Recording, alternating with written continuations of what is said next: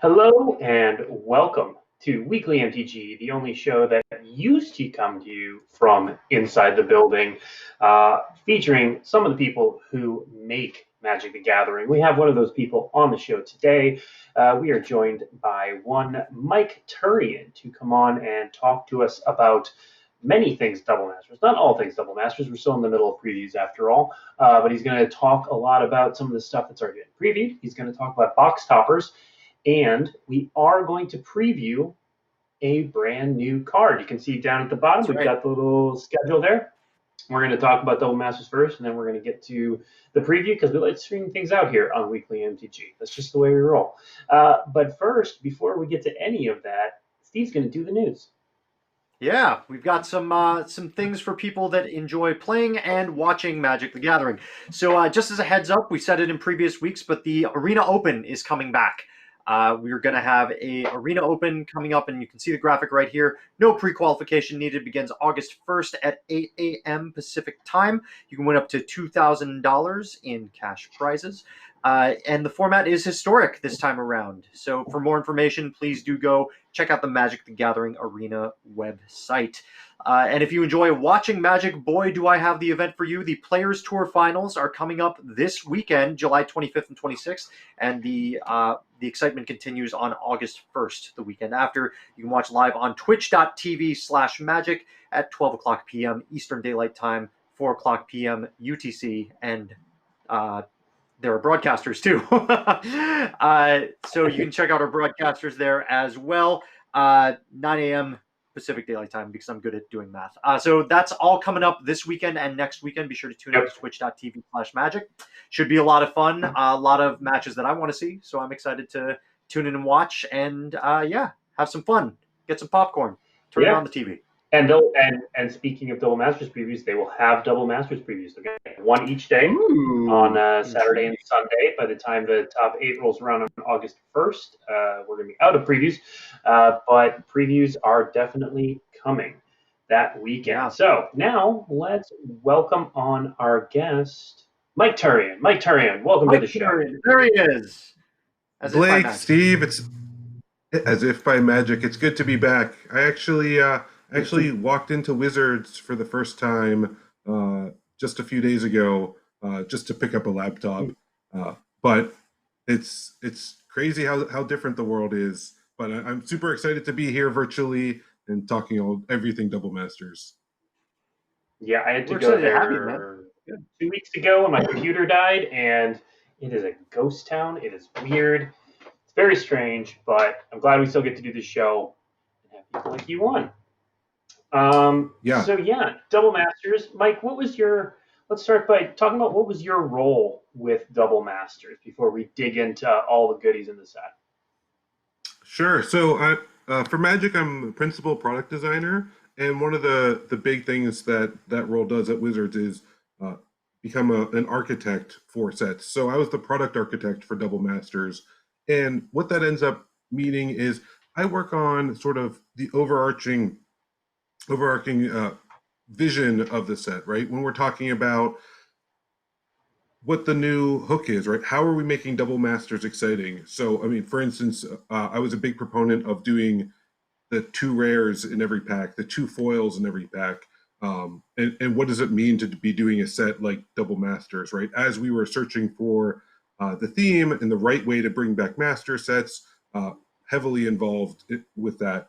Another piece, of course, I wrote an article talking about the VIP edition, and that was a product that I had spent a lot of time and effort on as well. So those are a couple ways. And then lastly, of course, working with the game design lead, Brian Hawley, working with the art director, Tom Jenkott, and making sure that the set shines in every detail.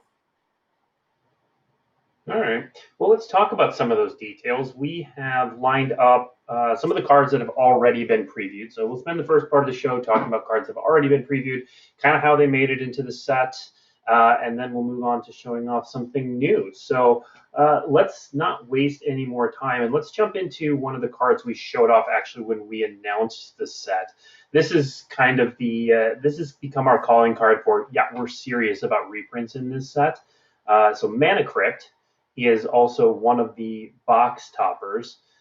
So Mike, this card and a lot of other cards in the set are artifacts. Can you talk about where this set started and why it's so populated with artifacts? Well, artifacts are just like when we were going through and finding the right cards, right? Those cards that really appealed to modern players, to commander players. Artifacts, of course, jumped out. And when you do play Double Masters and Limited, you'll see this undertone of an artifact theme running throughout. I think one of the reasons that artifacts make for such great choices for a master set is they're universal, right? You can put Manicrypt into uh, basically any deck, and it makes that deck better. Of course, there's a few exceptions, but for the most part, it has universal appeal as long as it's legal in the format that you're playing. So, and that's Mhm. just true with artifacts up and down the board, right? When we're talking about Magic, some of the most powerful cards in Magic have traditionally been artifacts, and it just really ends up being uh, a great place to go to make sure that we're hitting those cards that players love. Mhm.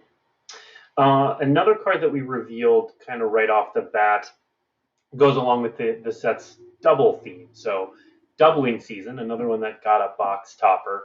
Uh, was there any universe in which a set called Double Masters didn't have doubling season in it? There was a very short period of time initially where the set did not have a doubling season in it.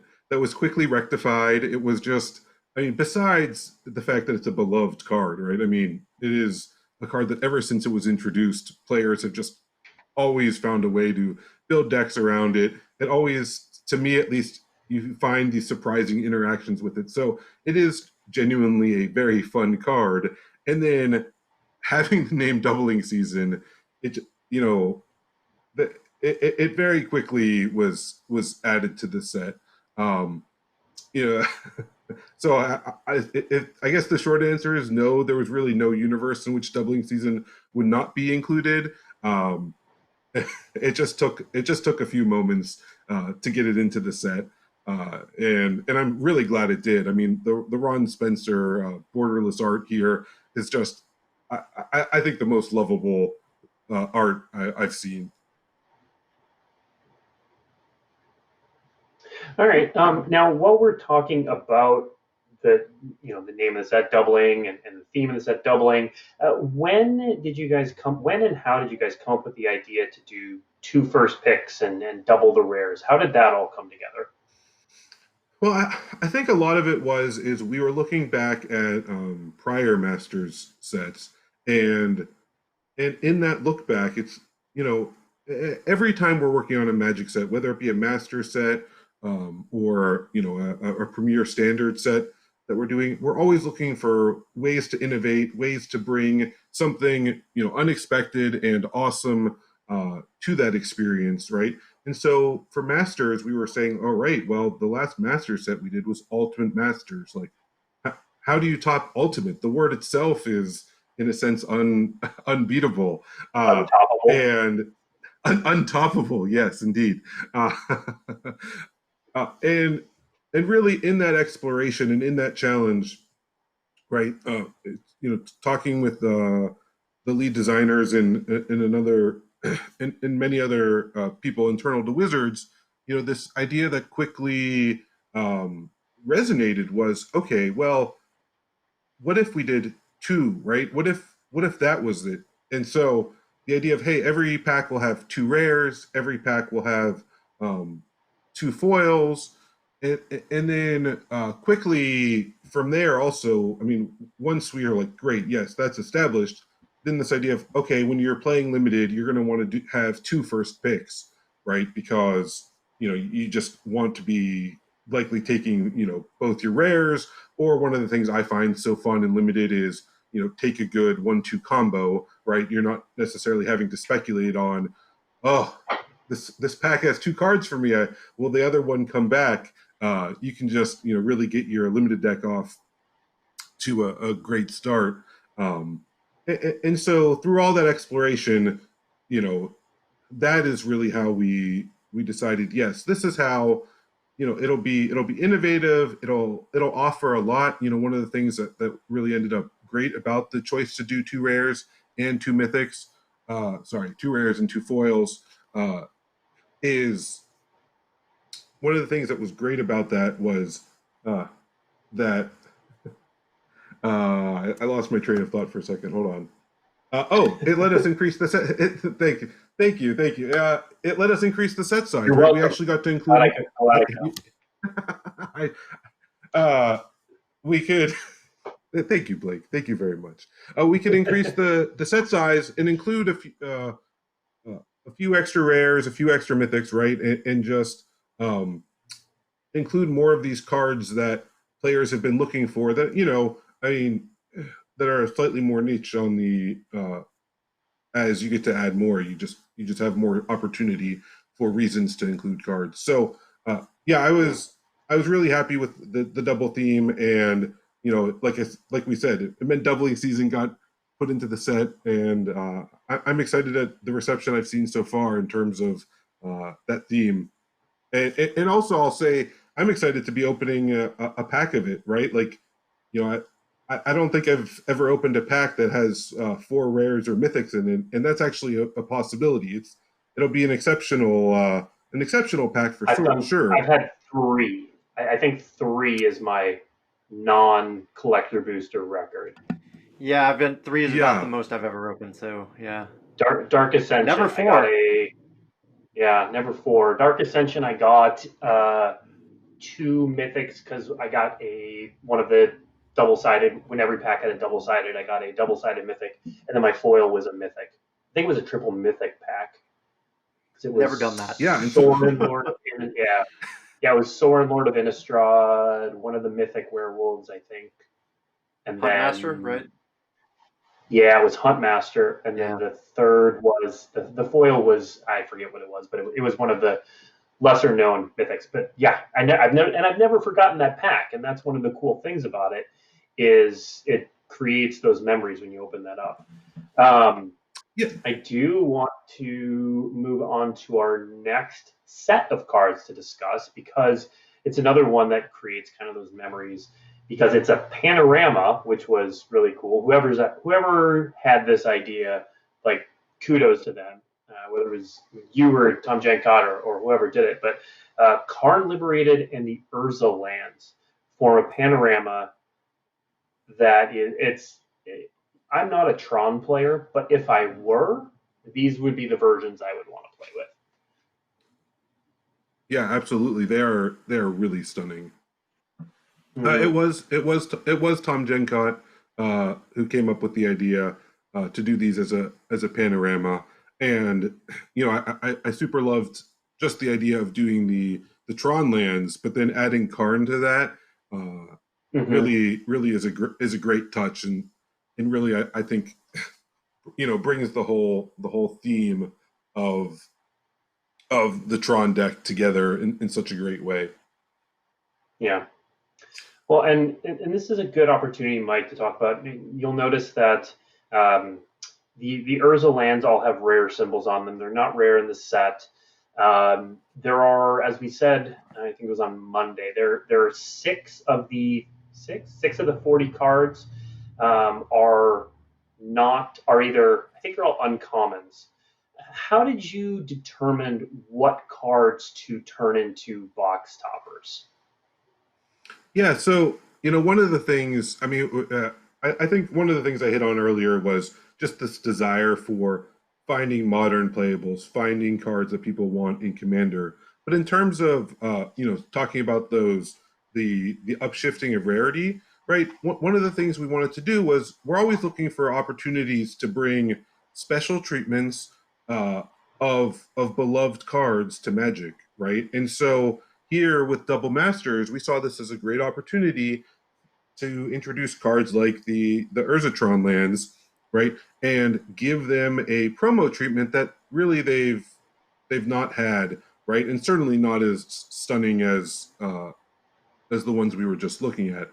And so that was really our motivation was, hey, can we find good opportunities? Because you know what, like these Tron lands, these are just, you know, in terms of giving cards special treatments, they're just better than some of the other rare selections that we could have done in terms of, you know, being playable in formats, being classic beloved cards, right? It was, and that was an opportunity that, you know, we're not going to have again for quite some time. So we really wanted to take advantage of that. And, and so, you know, I'm excited to see, you know, how this treatments come out. And, you know, and then of course we did place them all at the rare rarity because, you know, you're only getting them as box toppers if you buy a display box or in the VIP edition in foil. So, you know, we were really trying to indicate that, hey, these are quite scarce. And so that was, you know, when we were going with the rare symbol, we wanted to hit on that too, even though that does upshift them from where you'll even find them in Double Masters, the main set. Mm-hmm. And then to answer a question I'm seeing in chat, you do get 2 box toppers for every box you purchase, correct? Oh yeah, yeah. If you're when you buy a box of Double Masters, you'll get two two cards. That's correct. 2 of the box toppers, like the 4 we were just looking at, and I think we just looked at Manicrypt earlier, and I know we'll be looking at more upcoming. But yeah, every display box has 2 of them in non-foil. Every VIP edition has 2 of those cards in a foil treatment. Okay. And to correct what I said earlier, I said there were 6 that were upshifted from common or uncommon. There are actually 8. We've revealed the 3 Tron lands. We've revealed Expedition Map and Crop Rotation have all been revealed. The other 3 have yet to be revealed, but they will be. Unless it's about drawing cards, Blake is not great with numbers. That's true.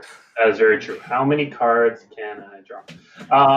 Let's move on to the next card I want to discuss, Engineered Explosives. This card, Mike, were you around when this card was designed? I'm not sure what your job here was when this card was designed. Mike's So been here forever. I have been here forever, and where forever in this case meant in 2004 was when I started at Wizards. The first set I was on the design team for was Guild Pact, and when I walked in the building, the Champions block was basically done. Like that would like Saviors of Kamigawa was, you know, basically off to the presses when I walked into the door. So I believe Engineered Explosives first came out in Fifth Dawn, and so that was the last Magic set that was released that I went to like a pre-release style event for. So I didn't actually have anything to do with Fifth Dawn. I believe Aaron Forsyth was the lead designer, so it's really an Aaron Forsyth card more than anything. That makes sense. Let's move on to the next card on the list, Blink Moth Nexus. So was this a lot of cards on this list are kind of former modern all-stars, or are they in here? Is this one in here because it's an artifact card, because it's a former modern all-star? How'd this one get in the set? Yeah, I think that, you know, for one, I mean, we're always, of course, looking for cards that people have wanted and, you know, and sort of have a possibility. Of course, Blink Moth got often replaced by Ink Moth, as it were, and also shortened in its name as well. But yeah, definitely there's, you know, it's a card where in limited, it'll definitely add to your deck and be a contributor there. It's a card that if you are building, you know, an old style affinity deck that you could still possibly want. So really there were a few good applications, but it was primarily that artifact theme that got Blink Moth noticed and included. Okay. Next card I want to talk about is a card you actually wrote the preview article for. So, Jace the Mind Sculptor, one of the cards that comes in both a regular and a full art version. And Mike, this one also has the distinction of being the only box topper that did not get new art. Yep, that is true. The 40 box toppers in the set, only this piece by Jason Chan was used in this extended art, this borderless style for Planeswalkers. We had done a borderless Planeswalker for Jace previously when we did the Mythic editions, and so we already felt like, hey, there is an alternate version out there if somebody wanted a different version. But here we just, when you look at that piece, it's so stunning. It really just captures Jace and his powers so well. And also, I think that, for so many players who were playing back when Jace was a powerhouse in Standard, and also, of course, have been playing him ever since, that getting the Jason Chan art, but in this new style would be, so compelling, right? It's like, oh, this card that you always have loved so much, like, and you think it can't get any better. Well, it actually can. And just, like seeing more of his cape, just seeing more of that, the Zendikar background. I think it just, I didn't think I could love this art any more than I already do, but in fact I can. And here it is on display. I actually have. I mean, I love the art so much that I actually have the framed piece. I got Jason Chan to sign it for me, and I have it on display upstairs in my house. That's how much I think of that piece of art. It's one of very few pieces of Magic art I have on display. Yeah, I would put way more Magic art on display, except my wife would follow me around taking it down. So I get a few pieces up, and it has made the cut. I have this room where I get to Right. put stuff up. That's Mike. I'm sure thing. that your love of Jace the Mind Sculptor has absolutely nothing to do with the fact that you helped design it. Like literally nothing. I'm sure. Oh no, Steve, I hate to correct you here, but I will.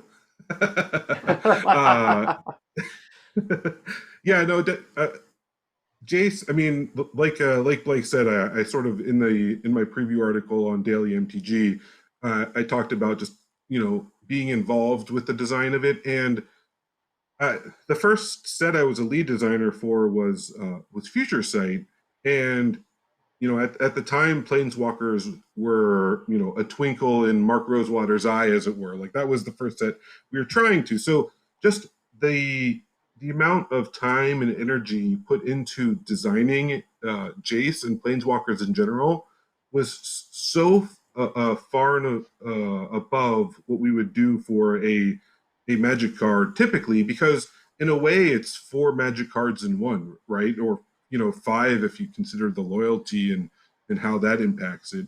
But I mean, really, you see there like a Fate Seal style ability, Brainstorm, Unsummon, right? Like each one of those are Magic cards all on their own, and so combining them into one, right, and making sure that really you build a full package for the Planeswalker that both represents what an awesome Magic card will do, but then also represents that character, right, and what he's doing in the story and the creative of the game. It's really quite an effort, and while Jace eventually overtook Standard in power, I'm really happy with just how he came together, with with maybe some, if I had to go back in time, I would do some tweaks for making that Standard a better Standard environment. But now, especially, I like when in my preview article, I called Jace the most powerful Planeswalker of all time, and people were quick to defend the honor of Oko, as it were. And so, and that just goes to show that, Magic changes, Magic grows, and what each different format is looking for really makes cards sort of rise and fall in popularity Hmm. and in terms of what people consider the most powerful. But he certainly was the most powerful planeswalker up until Throne of Eldraine, and I would say it's still debatable. Our fans seem to be more on Oko's side right now, but we'll see. We'll see how that all goes. I want to jump ahead just slightly. So one of the cool things about this set, you kind of alluded to it earlier, is that you're able to draft combos right off the bat. And I know there were several combos seeded throughout the set, especially 2 or 3 card combos. And so one of the next ones I want to look at is Vampire Hexmage and Dark Depths, which it is not out of the realm of possibility that you can open these 2 cards in the same pack and just go from there. Yeah, right. I mean, especially with the Hex Mage being an uncommon, right? There's a good chance that if you open Dark Depths, that you'll be seeing a Hex Mage in that same pack, right? And that's one of the things that makes Magic fun. First of all, it's just right. I remember when our fans discovered this combo and how it really took off and built a deck all around just this 2-card combo. But now, imagine pulling that off in Limited, right? That is, getting a 2020 avatar that's indestructible and Limited. I think you might lose that game, but if you do, that in itself would be a story, because it's probably 1 turn and then game over. You might want to, you get a Blink Moth to chump block for a turn, and then you lose the turn after that. Sandbag your path to exile, yeah. Right. Right there. Well, hold on. Oh, sorry. I just want to. It is always like Indestructible. Both has that feeling of, and it will live forever. It will rule the world, right? And then a card like Path to Exile comes along, and you're like, oh, so sad, so sad. Indestructible, no more. That's 100% going to happen to me if I ever pull that off. 100%. Next up, I want to look at the really cool rendition of Moth's Opal, which has a box topper version of its own. That's not it, though. Because I did not tell the producer to put in both versions. That is my fault. But hey, Moth's Opal. This one seemed like a shoe-in for the set, Mike, with the artifact theme and how powerful this card was, but it is now banned in Modern. So can you talk us through the timeline of when cards got into this set, if there was ever consideration around the banning of this, or if the timing was just off? Yeah, for sure. Mox Opal, so I was the lead for Scars of Mirrodin, so super proud of how Mox Opal came out, and one of the abilities that was featured in Scars of Mirrodin and introduced was Metalcraft, right? And so that, of course, Metalcraft itself really plays into the artifact theme, because it says, hey, if you have 3 or more artifacts, I'm turned on, right? Otherwise, Mox Opal actually does nothing if you don't have 3 or more artifacts, which is one of the ways that we could print the card at all in Scars of Mirrodin, right? The original Mox is, oh, there it is. Oh, there, our producer's awesome. Everybody give kudos to our producer Sean in the chat for putting that together.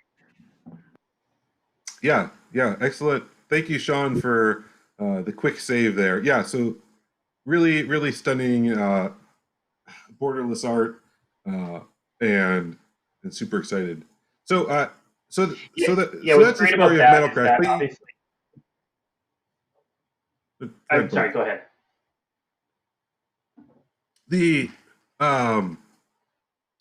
So with Mox Opal, of course, you were asking about the timeline as well, and for the timeline, we really work very far ahead. Tabletop Magic, I right now I'm having conversations about sets being released in 2022, 2023, and beyond. Our timelines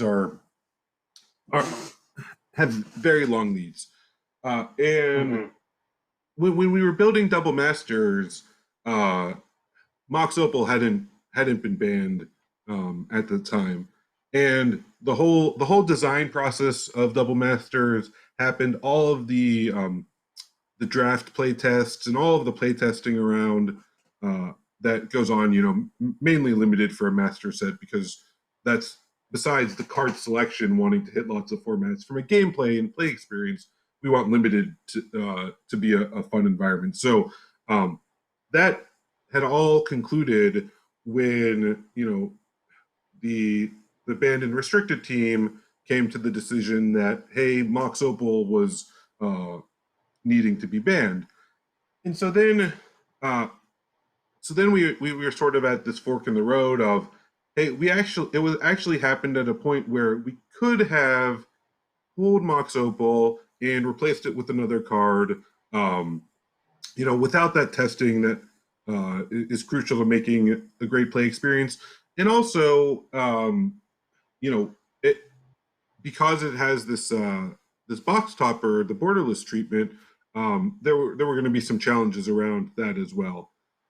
And ultimately, we had some good discussions about it, and we decided, hey, Mox Opal is a card that people are going to want for more than where it was banned, right? It is a card that would, I'll say, hit the threshold of inclusion in a Masters style set, even removing it with the ban. And so for that reason, we ultimately decided, instead of making it a rushed late change to keep Mox Opal in, but it was very much like the 23rd hour or 24th hour where we were having that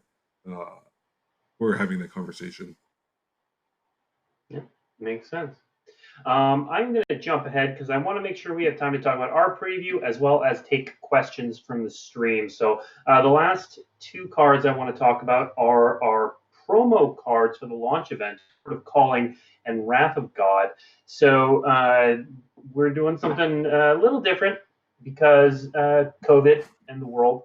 So it's Double Masters. So there are two promo cards, and they are Court of Calling and Wrath of God. And you can get these either by playing in a launch event or by purchasing a box at a local game store. Obviously, check with your local game store to see how they're using them.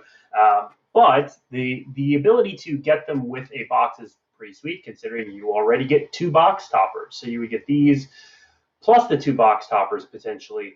Mike, why are these two cards chosen for this promotion?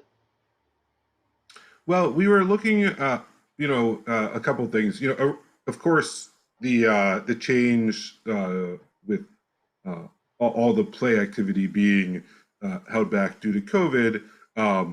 These were intended really as, hey, these are going to be part of the launch, the promo of, show up, play in your store's event on launch day, and you get these two cards. And of course, once again, we wanted to do two because Double Masters. That you can see how heavily we put that theme all throughout. And then so basically here we took a look at cards in the main set of Double Masters, and we went through and we identified a couple of cards that we felt we wanted to see a new art treatment for, a new artwork for, and just really take the opportunity to pick out a couple cards that we know players would really want to be getting from the set, and just getting them that that easy access of, hey, you can have these on day one guaranteed by going to your store, of course assuming that the store hasn't run out of promos. So that's really, it was a pretty straightforward call. Once we identified Wrath and Cord, they immediately stuck. We were really happy with these choices and just the promotional opportunity in general.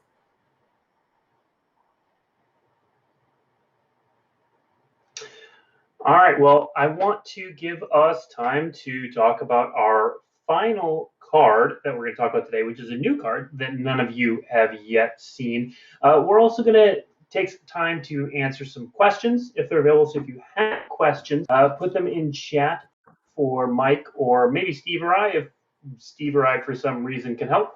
But mostly Mike, he's our guest. He's not here every week. But while you're putting those questions in chat, let's go to our preview card. We're going to show you the box topper version first. So let's go to it. Let's see our preview card, Force of Will. This one has new art from Scott M. Fisher. So this is the classic free counterspell, and this is what it looks like in the box topper version, and it's gorgeous. Yeah, I'll just let chat react for a second. I hope chat is the flavor text has it really. I personally very much enjoy it and how much it fits. It fits Force of Will. Mm-hmm. I don't. Now, obviously, this card is in the main set as well, so we will show the main set version here for a moment. And I will mention that while the main set version has art from Therese Nielsen, we are no longer commissioning new art from her. But as we had previously discussed, several of her pieces were in sets that were already in production, including this one. So, Mike, how did Force of Will end up in this set? Well, I think it was basically a no-brainer, right? When we're building master sets, we are looking at the best of the best Magic cards, and Force of Will is that for counter spells. Ever since it came out in Alliances, it has been a staple in tournament decks, in casual decks. It does so much. And really, that ability to stop your opponent in their tracks for no mana, I mean, it has proven time and again to be incredibly powerful and often invaluable to the health and, fun of formats. So, in addition to, it was a great opportunity to update the Force of Will art with that stunning art that we were showing off before. It has been, every time that we've been talking about Double Masters, this has been one of the cards that we continually go to that really connects with people in terms of, hey, cards like this are what master sets are all about, right? When you're opening a pack of Double Masters, you want to be opening, Force of Will, Manicrypt, right? Just some of the cards we've shown off today, Mox Opal. Right, and that's really what we want that experience of opening a pack of Double Masters to be like, is those wow moments, right? Before you were talking about getting 3 rares and mythics in a pack, now you can get 4, right? And so you could possibly open a pack with Force of Will and foil Force of Will in it. That's which has never been that's just so amazing. And then, of course, you can get this treatment here as your box topper in that very same box that you drafted from. So, now, once again, exceptionally rare that that's going to happen, but it could. Like that, somebody in the world that it's going to happen that they're getting packs like that. So, to me, it just really adds to the excitement of the set, and I'm so glad we could bring it into this the borderless treatment. Okay. Well, now that we've shown that off, let's take some time to answer some questions.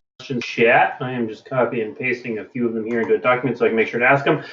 So, Mike, the first one I have is from Blaze1013, who says Double Masters has a lot of reprint overlap with Mystery Booster. With so many reprints, this was bound to happen. But since you normally try to avoid it, can you go into the thought process there? Yeah, I think it's really. I think it's mainly a numbers game, right? Like Mystery Booster has so many potential cards in it, right? And once again, to really highlight the theme of Mystery Booster, you want to say, oh, you don't know what you're going to be getting. Every pack is completely different, is a mystery. We really went and looked at all of these different cards. And we acknowledge that, yes, there is some possibilities of overlap, but in any given mystery booster, it's incredibly unlikely to be getting the cards that where there is that overlap. So ultimately, we said, that was okay, and we did make sure that for each of those cards, that it was the right thing to do for our players for the card. Right, that was something that we knew would be happening and a possibility. So we just took great care in that selection. Okay. Next question, and there's a bunch of them in chat here. So Steve, if you spot anything else, throw them up there too. From I'm taking a look. Abe, due to the increased number of rares and mythics in the set, is the ratio between the two rarities the same as it usually is in a booster pack, or is there a difference in this specific product? So it's I believe, if we're talking about the rares in the draft boosters, which that seemed what the question was asking about. Did I hear that right? I think so. Yeah, I think it's so. Yeah. So typically, you expect to get one mythic about 1 in 8, right? That's what you'll say a typical mythic drop is. I believe, and I would have to double check this. I believe in Double Masters it's closer to 1 in 7. And that's, it's a function of a couple of different ratios, right? The number of rares, the number of mythics.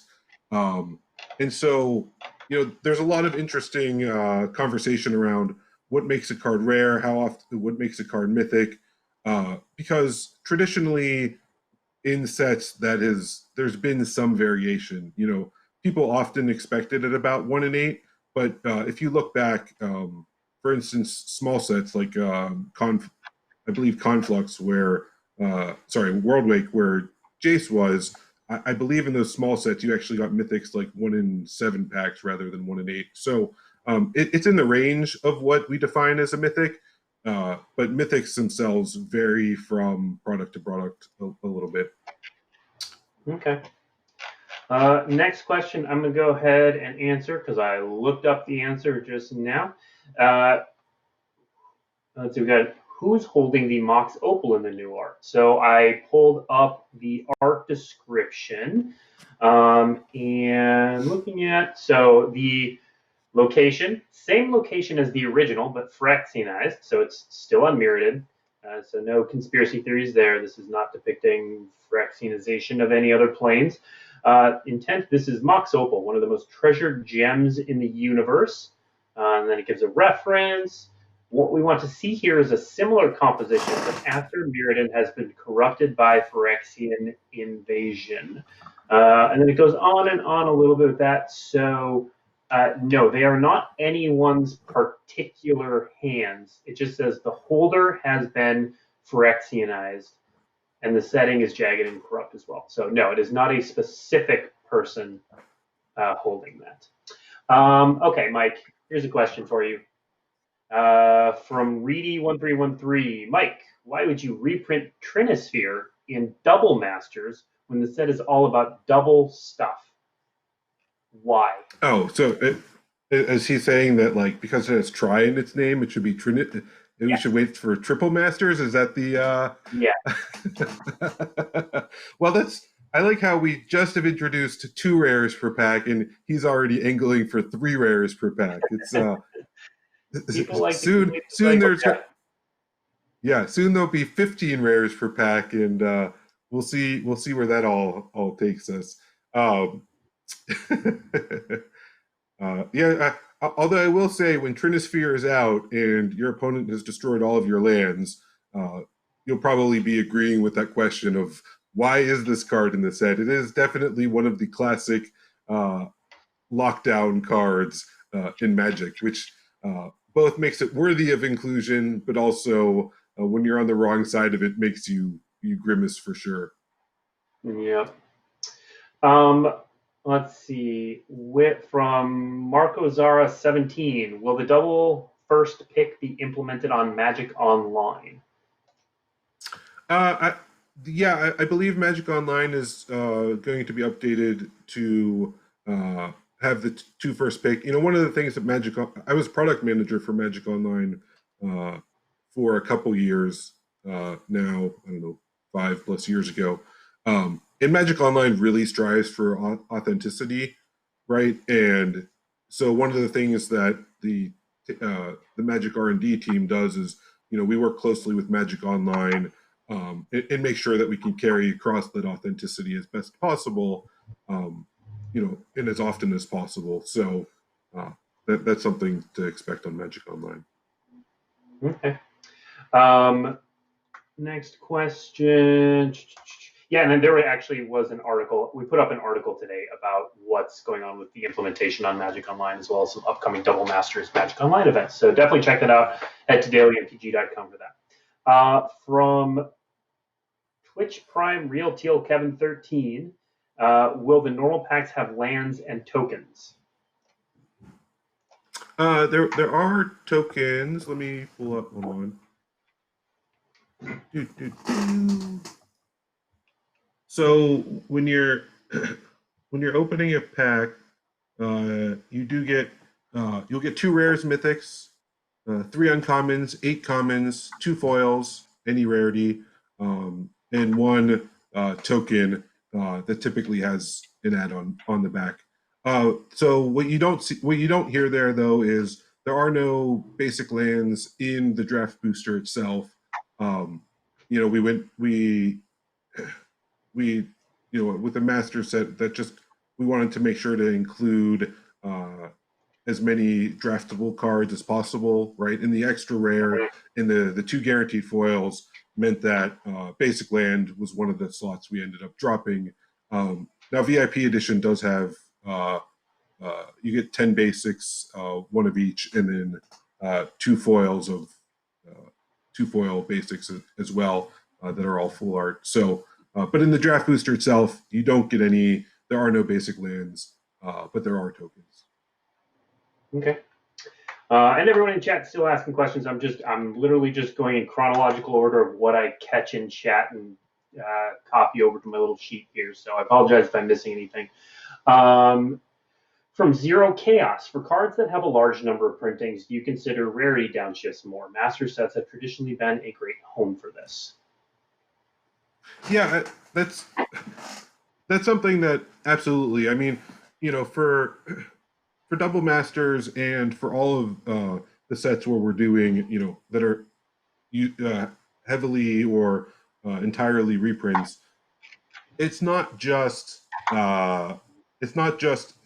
taking commons and making them uncommons to rares, right? Definitely, we've done gone the other way. I think when I was on here last time, we were talking about Balduvian hordes in one of the previous master sets, and how it was downshifted. Yeah, right. It was downshifted all the way from a rare to a common, right? Now, if you were playing during alliances, right, like Balduvian hordes was, you know, especially if you were a red mage like myself, that was the card you were hoping to open, right? I mean, we were wrong. We should have been hoping to open Force of Will, but at the time we didn't realize that. We just we wanted Balduvian hordes, and so, but from a gameplay and a gameplay perspective, like I was hitting on, we really try to optimize and make limited fun. You know, we're conscious of how many of these cards we've put out into the world, right? And so because of that, we both do rarity upshifts when appropriate and downshifts. All right. I think that's a different language, and I'm not going to risk it because I don't know what it says. But here's the question. I really liked the new art for the borderless version. Is Magic art direction changing the focus to a more 96 to 2005 art look? With the caveat that Mike is not an art director, so he'll speak to what he knows, but he may not have like a complete answer on this. I think yes, I am not, nor do I intend to become an art director. I think we're hitting on a couple of things. Like when you are feeling some of that nostalgia, a lot of that is coming from, hey, what are we, you know, who is Double Masters for, right? Who does it want to excite? We recognize a lot of Magic players have been playing, Magic for 20, 25 years and really love some of those older styles, right? And one thing that we have done is gone back to, some early Magic artists and having them do new takes on their cards, um, or working with them on additional cards. I think the other thing that you're seeing some of is one of the opportunities we've had as we've introduced more booster fun is we've had more opportunities to explore a variety of styles, right? When Ikoria mutate cards are hitting more on that comic book vein, right? Theros hitting with those constellation lands and the constellation booster fun cards. So we're having more opportunities to just express Magic in different ways. And so, like I said, on a master set, typically that's going to lean, a little bit towards that older style. But then, when you're looking at a lot of these cards, actually they're very modern and a very fresh take on Magic. And I think that's one of the things that makes them all so successful is they really try to deliver the best for the individual piece. Next up, but yes. Next up from I'm not Greco. an art director. I'm not an art director. Next up from Greco's. Hi guys, just to clarify, you can open one rare and one mythic in the same pack, right? It doesn't have to be two rares or two mythics. Yeah, so when we're talking about a draft booster, you can open up for those a lot of times when I'm saying two rares, that's just shorthand for two rares and or mythics. So you can open up two rares, a rare and a mythic, or two mythics. Those are all possibilities in that slot. They're all, of course, getting two mythics is far less likely because mythics are just showing up far less frequently. But it is a possibility. All of those, and you will remember that pack. From this name I can't pronounce, is the promo Court of Calling and Wrath of God are the promo Court of Calling and Wrath of God foil or non-foil?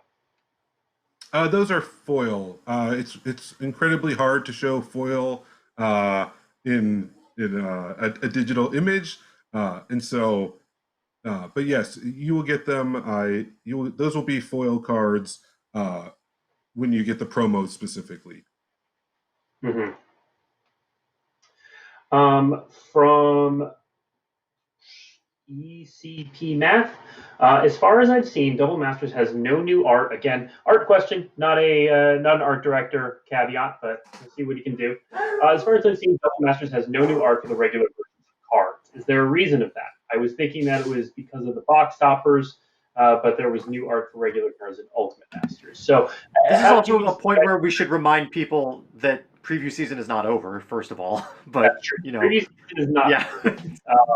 But Mike, do you have any insight into how new art was chosen or not chosen for this set? Yeah, so I can confirm that in the main set there are some cards that will have new art. So in terms of just that direct question, there absolutely are some cards that have new art. I won't talk because like Steve said, we're in the middle of preview season. I don't want to get into which cards or how they were chosen. Yep. But absolutely there are cards with new art. In general, when we look for new art opportunities, in a set like this, we're looking for places to, often it's just upgrade the art, right? I mean, especially when we're looking back over the history of Magic, we have made a lot of cards, and so absolutely looking for places for just, hey, a new rendition of this card would be better. We're also looking for other thematic opportunities, right? I mean, I know it's not exactly in the scope of the question, but when we're showing the borderless Tron and Karn, right? It's like, oh, there was a thematic reason we went and there they are. Thank you. Right, there was a thematic reason of like, hey, this will be a great opportunity for using a panorama and bringing that together. And so, likewise, in Double Masters, there's some new art selections were done as part of a cycle, right, for sort of those opportunities. Yeah. Okay, so I've got several questions in my queue, but we're just about out of time. I want to make sure to get to this one because it's a question that we haven't answered yet. Can you tell us more about the limited draft archetypes? Uh, yeah, so definitely artifact themes are pretty prevalent. I don't think I have them all. I don't have them all loaded up here. I do know I can speak very generally to them. Of typically when we're building sets nowadays, we're looking for 2-color pairs, and we want to make sure that each 2-color pair has something that's going on. And then additionally to that, we're looking for sort of that. Oh, if the white-red pair and the red-blue pair have some synergy, right? So maybe you end up playing 3 colors with them, and there's synergy across the white-red pair, in this case the red-blue and the blue-white pair. So that's what we're looking at. They are heavily artifact. A number of them are artifact themed, but also one of the things that's great is once you start seeing the full set, I think the design team always does a good job of making those the archetypes pretty well known once you start actually seeing the full set of cards. So that's and that's a pretty good segue actually to talk about next week, because we will be next week. We'll have more previews, and many of them we will have a rare and a mythic, I think. But then we're also going to be showing off commons that are left over that haven't been previewed, because we're going to be revealing the full set next Thursday afternoon after the show. So we're going to start talking about limited archetypes and all that stuff on next week's show as well. So I think that I'm using that as a transition to end this show. So let's put that Force of Will back up there one more time, because it's really cool, and it is our preview card for the day. Thank you, everyone, for tuning in. Thank you, Mike, for sharing all of your knowledge with us about Double Masters. Like I said, we will be back next week with another preview show where we're going to wrap up Double Masters and kind of go through the entire set. In the meantime, thank you everyone for tuning in. Stay safe out there, and we will see you next week.